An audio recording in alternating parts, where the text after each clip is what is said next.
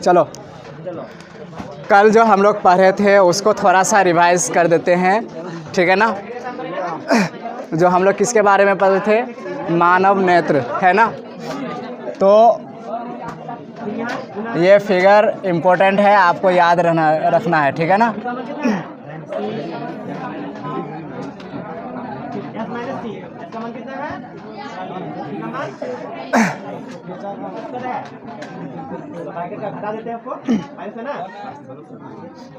ये figure important है, याद रखोगे। अब क्या हो रहा है, ठीक है, जो भी है फिलहाल। मानव नेत्र का कितना लेयर होता है, कितना परत होता है, 3 परत होता है ना। कितना परत होता है, 3 परत होता है। लेंस का कैसा इस्तेमाल होता है, कैसा लेंस होता है, उत्तल लेंस होता है, ठीक है ना। तो ये जो सबसे ऊपरी परत है इसको कहते हैं श्वेत पटल, और इसके अंदर वाला जो भाग होता है, इसके नीचे जो भाग होता है, इसको क्या कहते हैं, कोरॉइड बोलते हैं, ठीक है। क्या बोलते हैं, कोरॉइड। और जो श्वेत पटल है इसको क्या बोलते हैं, इंग्लिश स्क्लेरोटिक, क्या बोलते हैं, स्क्लेरोटिक। और ये वाला जो हिस्सा है इसको बोलते हैं रेटिना, क्या बोलते हैं, रेटिना। और यही क्या बनेगा, इमेज बनेगा। तो ये प्रतिबिंब कहाँ बनता है, रेटिना पर। कैसा बनता है, वास्तविक, ठीक है। उसके बाद इसमें जो द्रव भरा होता है इसको बोलते हैं कचाप द्रव, इसको क्या बोलते हैं, कचाप द्रव। इस लेंस को नेत्र लेंस कहते हैं। कैसा रहता है, उत्तल लेंस होता है। क्या होता है, उत्तल लेंस। इसको कहते हैं सिलियरी मांसपेशी। अच्छा, सिलियरी मांसपेशी और ये क्या है, पारितारिका। और दोनों जो है एक ही किसका भाग है, वो कोरॉइड का है। किसका है, कोरॉइड। श्वेत पटल आगे जाके क्या बनाता है, कॉर्निया, क्या बनाता है, कॉर्निया। और ये जो पारितारिका के बीच का जगह है, ठीक है, जिससे प्रकाश अंदर जाएगा, इसको क्या कहते हैं, पुतली। अच्छा, ये स्क्लेरोटिक जो बताए थे ये सफ़ेद होता है। श्वेत पटल इसलिए बोलते हैं क्योंकि ये क्या होता है, सफ़ेद होता है, ठीक है। जो आँख का जो दिखता है सफ़ेद वाला भाग, ये काफ़ी मोटा होता है और कड़ा, बहुत ही सख्त होता है, ठीक है। तो ये कैसा अपारदर्शी होता है, इसको क्या कहते हैं, श्वेत पटल कहते हैं, ठीक है। ये बेसिक था जो कि हम लोग इतना पूरा कवर कर लिए हैं, ठीक है। डिटेल से बता भी दिए हैं कि कौन सा क्या भाग है, रेटिना क्या है, उत्तल लेंस क्या है, कचाप द्रव क्या है। ये सिलियरी मांसपेशी किसका बना होता है, जिलेटिन का बना होता है। किसका बना होता है, जिलेटिन का बना होता है, ठीक है। ठीक है, इतना तक रखते हैं, फिर उसके बाद जो है आगे हम लोग पढ़ते हैं। आज जो हम लोग पढ़ेंगे वो क्या पढ़ेंगे, समंजन क्षमता। क्या होता है समंजन क्षमता, लिखोगे, साथ साथ लिख लो, ठीक है।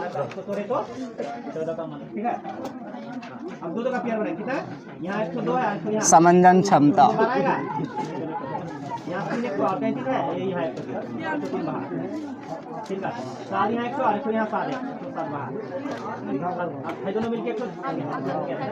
इसको क्या कहते हैं, समंजन क्षमता। इसका इंग्लिश क्या होता है, power of accommodation.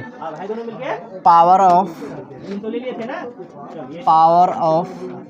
Accommodation, accommodation, power of accommodation, ठीक है।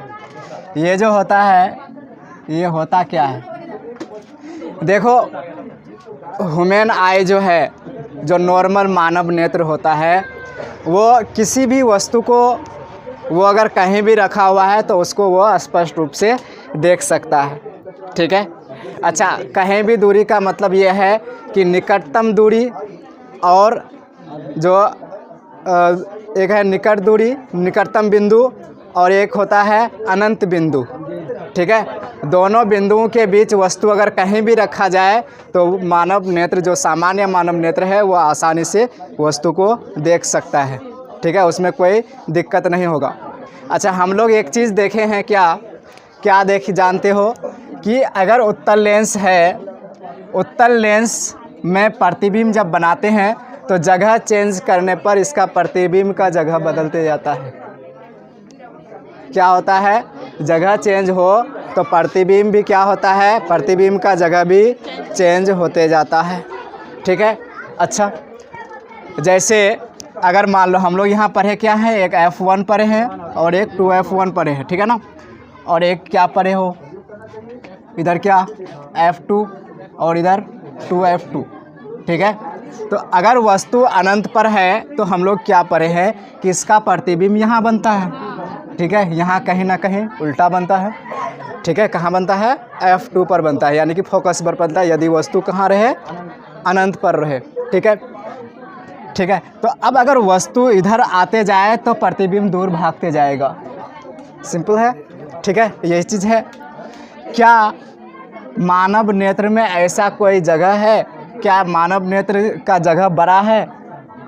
वो तो एक फिक्स है, मानव नेत्र तो फिक्स है, ठीक है। ऐसा तो है नहीं कि उसमें जगह बढ़ते जाएगा। अब प्रतिबिंब अगर इधर आते जाएगा तो उसका भी जगह जो है अनंत तक उसका जो है प्रतिबिंब बनता जाएगा, ऐसा है क्या? नहीं है।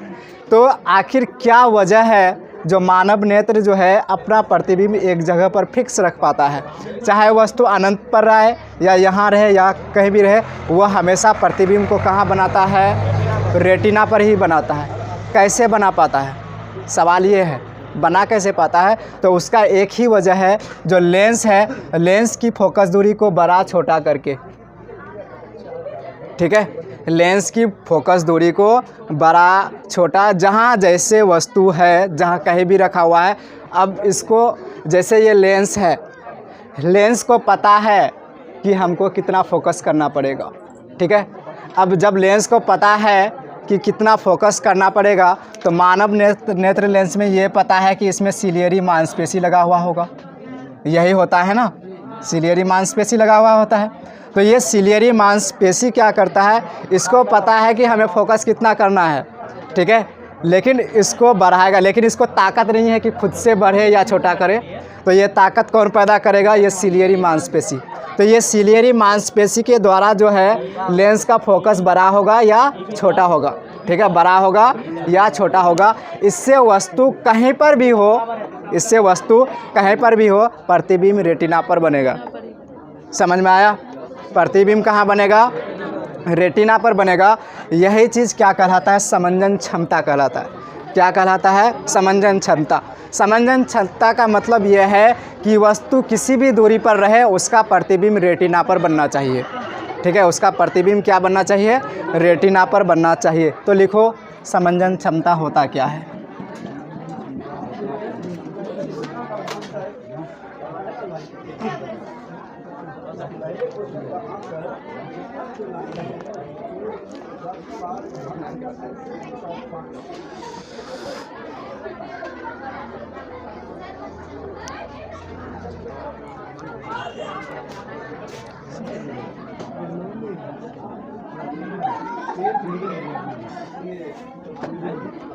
क्या लिखोगे? समंजन क्षमता मानव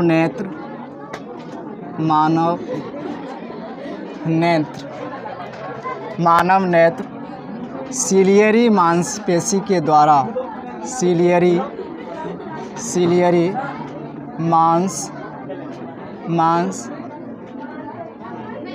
पेशियों के द्वारा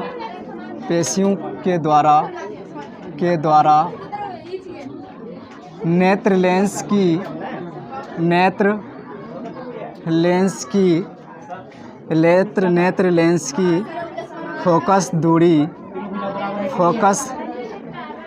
नेत्र लेंस की फोकस को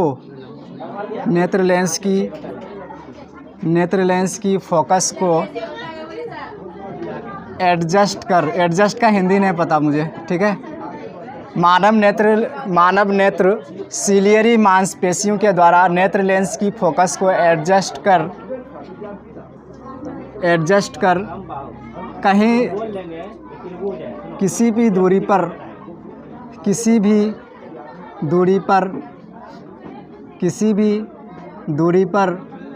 स्थित वस्तु का प्रतिबिंब रेटिना पर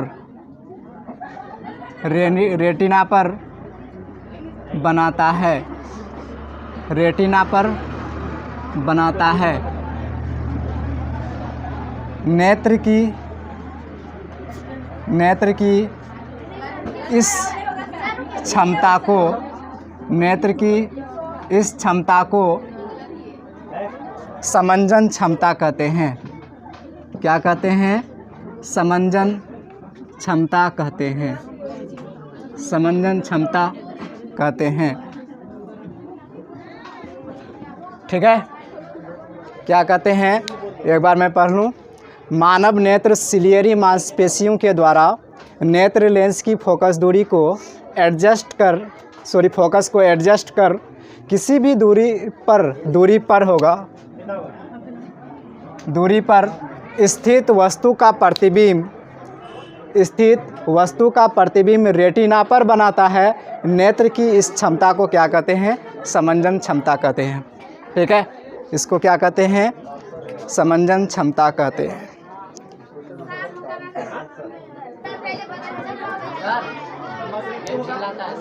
पागल हो क्या तुम लोग? अरे पढ़ाई में ध्यान लगाना भाई। चलो इसमें एक लाइन और लिखो। अच्छा, ये समंजन क्षमता जो है तुम लोगों को पहले भी बताया कि वस्तु या तो निकट से लेकर अनंत तक की इसको ही देख सकता है, और निकटतम बिंदु 25 सेंटीमीटर की दूरी पर होता है। कितना सेंटीमीटर पर? इम्पोर्टेंट है, याद रखना है। ठीक है ना? तो समंजन क्षमता जो है ये 25 सेंटीमीटर से अनंत तक ही वैलिड है। 25 सेंटीमीटर से पहले नहीं, 25 सेंटीमीटर के बाद। ठीक है, तो समंजन क्षमता एक सीमा पर होता है। एक सीमा का मतलब एक लिमिट पर होता है। ठीक है, तो यहाँ लिखोगे समंजन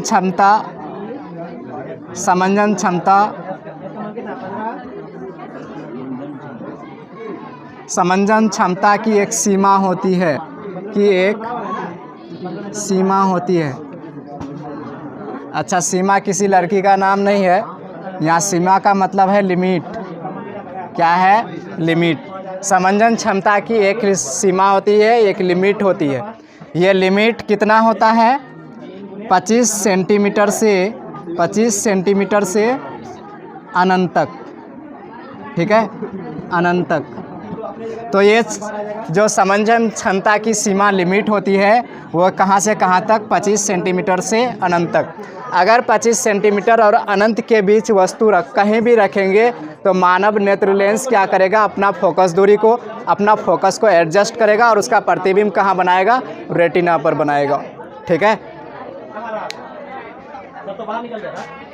चलो इसको हम मिटाते हैं। हो गया ना समंजन क्षमता?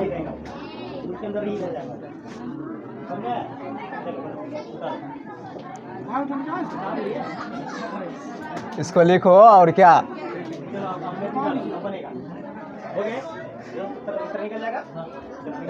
अब लिखोगे क्या? दूर बिंदु और निकट बिंदु क्या होता है?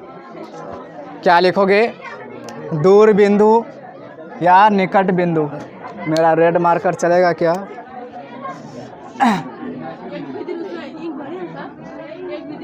जब से यहाँ यूज़ करते हैं इसमें इंक नहीं डाले हैं अभी तक।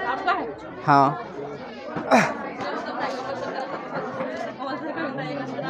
इसका बहुत दिन हो गया, 1 साल हो गया इस मार्कर का।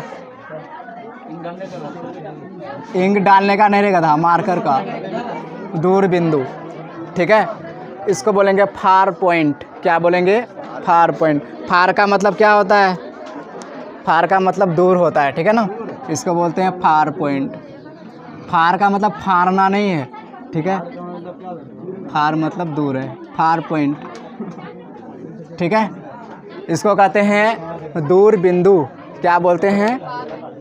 Far point. पहले हमें निकट बिंदु लिखना चाहिए था। चलो कहीं भी करो यार। ठीक है, फार पॉइंट या दूर बिंदु। दूर बिंदु क्या होता है? वस्तु अधिकतम कितनी दूरी तक, जो हमारा आँख है, हमारा आँख अधिकतम कितनी दूरी तक किसी वस्तु का प्रतिबिंब बना सकता है या किसी वस्तु को देख सकता है, इसी को क्या कहते हैं? फार बिंदु कहते हैं, या इसी को क्या कहते हैं? दूर बिंदु कहते हैं। फार पॉइंट या दूर बिंदु कहते हैं। तो दूर बिंदु होता क्या है? मानव नेत्र क्या आ रहा क्या होता है? ठीक है, मानव नेत्र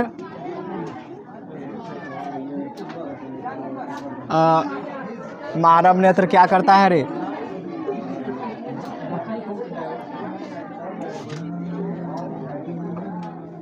अभी इसमें लिखा हुआ क्या है? इसमें है वो दूरस्थ बिंदु जहाँ पर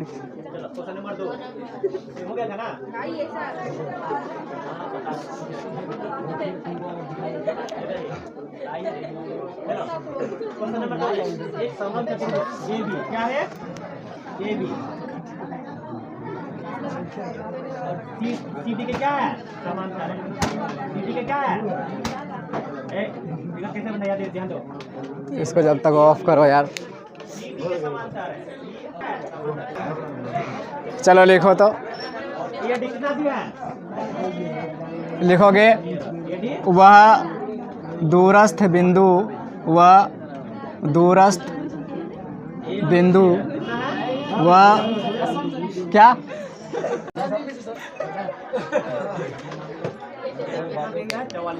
अरे क्या बोल रहे हो? अच्छा इसमें कहीं ठीक है, फनी मैटर है तो हम नहीं सुन सकते हैं। चलो फिलहाल जो भी, वह दूरस्थ बिंदु जहाँ पर, वह दूरस्थ बिंदु जहाँ पर स्थित, जहाँ पर स्थित वस्तु का प्रतिबिंब, का प्रतिबिंब, का प्रतिबिंब, का प्रतिबिंब बिना, का प्रतिबिंब मानव नेत्र, मानव नेत्र बिना समंजन, बिना समंजन के, बिना समंजन के, वह दूरस्थ बिंदु जहाँ पर स्थित वस्तु का प्रतिबिंब मानव नेत्र बिना समंजन के बनाता है, बनाता है, उस बिंदु को, उस बिंदु को, उस बिंदु को क्या कहते हैं? दूर बिंदु कहते हैं। क्या कहते हैं? दूर बिंदु कहते हैं। क्या कहते हैं? दूर बिंदु कहते हैं। यह दूर बिंदु क्या कहाँ होता है? अनंत होता है। ठीक है, दूर बिंदु, दूर बिंदु अनंत पर होता है। कहाँ पर? अनंत पर होता है। ठीक है, देखो वस्तु अगर अनंत पर हो तो आँख को समंजन करने की ज़रूरत नहीं है, लेकिन अनंत से अब करीब आने लगे तो अब उसको एडजस्ट करना पड़ेगा। ठीक है, तब जो है समंजन क्षमता स्टार्ट हो जाएगा। ठीक है, ये हो गया दूर बिंदु। और एक होता है निकट बिंदु। क्या होता है? निकट बिंदु, निकट बिंदु, निकट बिंदु इसको बोलते हैं क्या? निकट बिंदु, नियर पॉइंट, नियर पॉइंट। अरे दोस्त बाद में, पहले पॉइंट तो देखो। बिंदु क्या, दूर बिंदु क्या होता है, निकट बिंदु क्या होता है, वो तो पहले देख लो।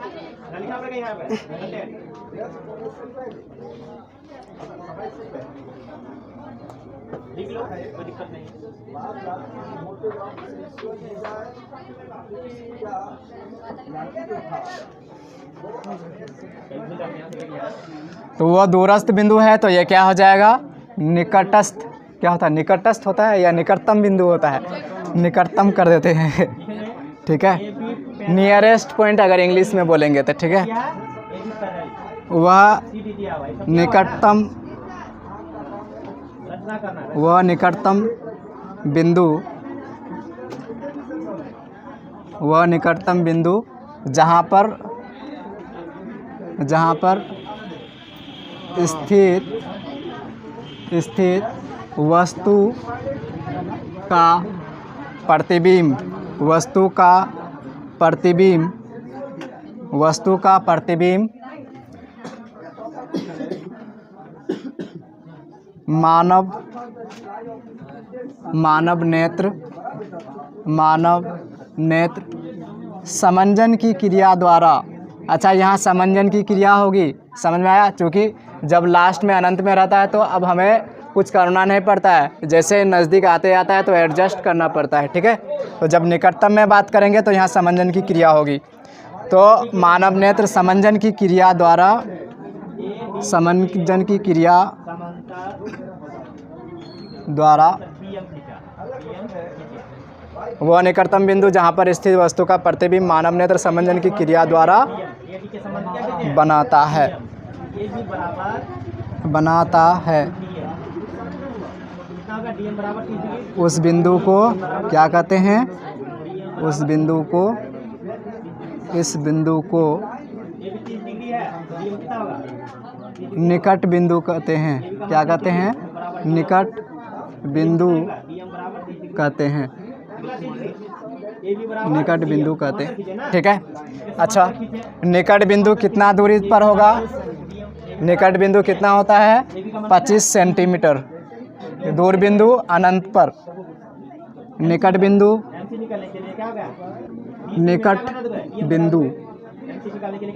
बिंदु कितना दूरी पर होगा? 25 सेंटीमीटर की दूरी पर होगा, ठीक है। कितना दूरी पर? 25 सेंटीमीटर की दूरी पर होगा, ठीक है। उत्पट हो गया ना, चलो देखो, निकटतम बिंदु जो है, निकटतम अगर बिंदु की अगर हम जब बात करते हैं तो ये कितना सेंटीमीटर पर है? इसको मिटा देते हैं यार। निकटतम बिंदु कितना दूरी पर है? 25। और जो दूर बिंदु है कहाँ पर है? अनंत पर है। कहाँ पर है? अच्छा, ये हो गया दूर बिंदु, फार पॉइंट यानी कि नियर पॉइंट, और ये कहाँ हो गया? ये क्या हो गया? Far point. फार पॉइंट यानी कि दूरस्थ बिंदु, दूर बिंदु, ठीक है। जो निकट बिंदु है यहाँ क्या कहते हैं? 25 सेंटीमीटर पर है, और जो ये है ये कहाँ है? इनफाइनाइट पर, अनंत पर है, ठीक है। ये जो डिस्टेंस है 25 सेंटीमीटर से लेकर अनंत तक, इसको कहते हैं दृष्टिप्रास। क्या कहते हैं? दृष्टिप्रास। क्या बोलते हैं? दृष्टिप्रास। तो दृष्टिप्रास क्या होता है? दृष्टिप्रास का मतलब ये हुआ कि कितने दूरी तक हम वस्तु को देख सकते हैं। समझ में आ रहा है? तो कहाँ से कहाँ तक देख सकते हैं? नियर पॉइंट से लेकर फार पॉइंट तक। तो जो निकट बिंदु और दूर बिंदु है, इसके बीच का जो दूरी होता है, इसको क्या कहते हैं? दृष्टिप्रास कहते हैं। इसको क्या कहते हैं?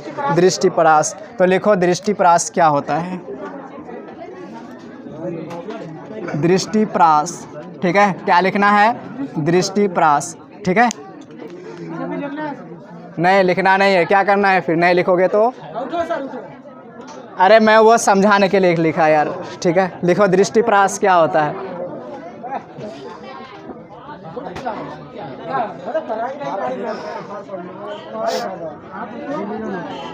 इसको कहते हैं range of vision. Range of vision. Vision का मतलब क्या है? दृष्टि। क्या है? दृष्टि। रेंज ऑफ, रेंज मतलब किस रेंज तक वस्तु का प्रतिबिंब बन सकता है, ओके। तो क्या होगा? निकट बिंदु, निकट बिंदु और निकट बिंदु एवं दूर बिंदु के बीच की दूरी को क्या कहते हैं? दृष्टिप्रास कहते हैं। क्या कहते हैं? दृष्टिप्रास कहते हैं। दृष्टिप्रास कहते हैं। क्या कहते हैं इसको? दृष्टिप्रास कहते हैं। निकट बिंदु और दूर बिंदु के बीच की दूरी को दृष्टिप्रास कहते हैं, ठीक है। कंप्लीट कर लेते हैं, ठीक है। देखो एक या अब लिखोगे क्या? निकट दूरी, निकटतम दूरी या फिर न्यूनतम दूरी स्पष्ट दृष्टि की न्यूनतम दूरी, क्या लिखोगे? स्पष्ट दृष्टि की न्यूनतम दूरी। वैसे पता है तुम लोगों को अब क्या है न्यूनतम दूरी। स्पष्ट दृष्टि की न्यूनतम दूरी क्या होता है? स्पष्ट दृष्टि की न्यूनतम दूरी क्या होता है? जिस न्यूनतम दूरी पर वस्तु का प्रतिबिंब जो है बन सकता है आसानी से, या फिर जिस न्यूनतम दूरी पर हम वस्तु को सही से देख पाते हैं, उस दूरी को क्या कहते हैं? स्पष्ट दृष्टि की न्यूनतम दूरी कहते हैं। ठीक है, तो लिखो कि स्पष्ट दृष्टि की न्यूनतम दूरी क्या होता है। ठीक है, तो जिस न्यूनतम दूरी पर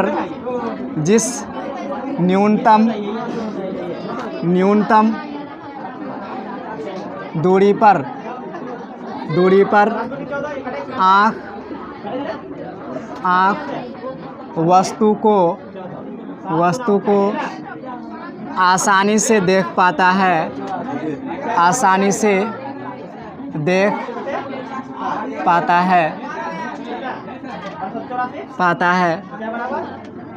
उसे क्या कहते हैं? स्पष्ट दृष्टि की न्यूनतम दूरी कहते हैं। न्यूनतम दूरी कहते हैं, क्या कहते हैं? न्यूनतम दूरी कहते हैं। और यह दूरी 25 सेंटीमीटर होती है। 25 सेंटीमीटर होती है। कितना सेंटीमीटर? 25 सेंटीमीटर होती है। तो स्पष्ट दृष्टि की न्यूनतम दूरी कितनी होती है? 25 सेंटीमीटर होती है। निकटतम बिंदु कितना दूरी पर होता है? तो वो भी कितना दूरी पर होता है? 25 सेंटीमीटर होता है। ठीक है, अब जो नेक्स्ट हम लोग लिखेंगे क्या? न्यूनतम दूरी हो गया, दूर बिंदु, निकटतम बिंदु,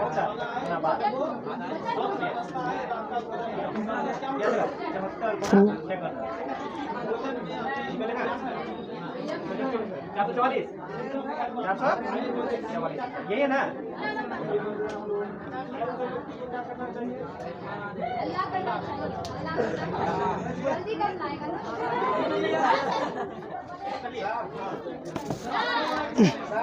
दूसरा क्या लिखोगे? स्पष्ट दृष्टि की न्यूनतम दूरी।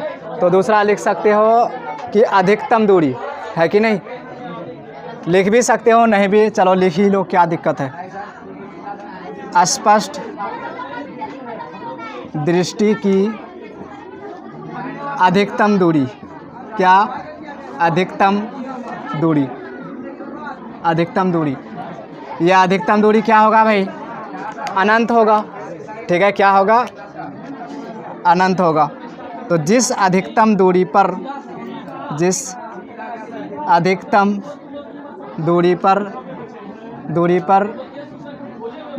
आँख वस्तु को देख सकता है,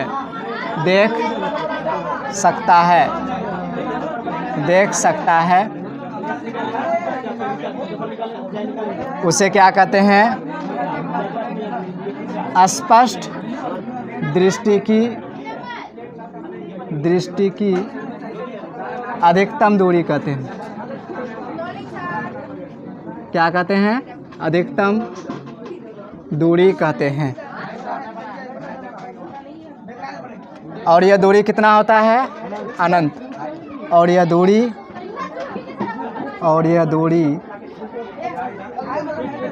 अनंत होती है। क्या होती है? अनंत होती है। ठीक है, तो यहाँ तक जो है हम लोग का जितना भी टर्म्स था इस चैप्टर से रिलेटेड, जो आँख से रिलेटेड, वो हमने जान लिया। ठीक है, अब जो नेक्स्ट क्लास में जो हम लोग देखेंगे, नेक्स्ट क्लास में हम लोग क्या करेंगे? दृष्टि दोष के बारे में जानेंगे। किसके बारे में? दृष्टि दोष क्या होता है। ठीक है, तो आज के क्लास में हमने जाना कि समंजन क्षमता क्या होता है, निकटतम दूरी क्या होता है, दूरस्थ दूरी क्या होता है, निकट बिंदु क्या होता है। ठीक है, उसके बाद दूर बिंदु क्या होता है, निकट बिंदु और दूर बिंदु। निकट बिंदु 25 सेंटीमीटर की दूरी पर होता है, जो दूर बिंदु है वह कितना सेंटीमीटर पर होता है, अनंत बिंदु पर, अनंत पर होता है।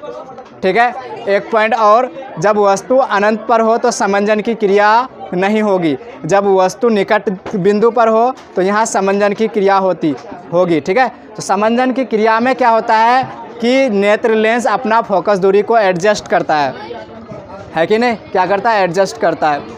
तो जब वस्तु अगर अनंत पर हो तो एडजस्ट नहीं करना पड़ता है, जैसे ही नज़दीक आते आता है तो निकटतम बिंदु पर भी आएगा। तो यहाँ पर भी जो है मानव नेत्र लेंस को क्या करना पड़ता है, अपना फोकस दूरी को एडजस्ट करना पड़ता है। इसी एडजस्ट को क्या कहते हैं, समंजन क्षमता कहते हैं। तो जब वस्तु निकट बिंदु पर रहेगा तो समंजन की क्रिया करनी पड़ेगी। ठीक है, तो यहाँ जो है हम लोग समाप्त करते हैं, फिर उसके बाद नेक्स्ट जो स्टार्ट करेंगे वो क्या, दृष्टि दोष। ठीक है।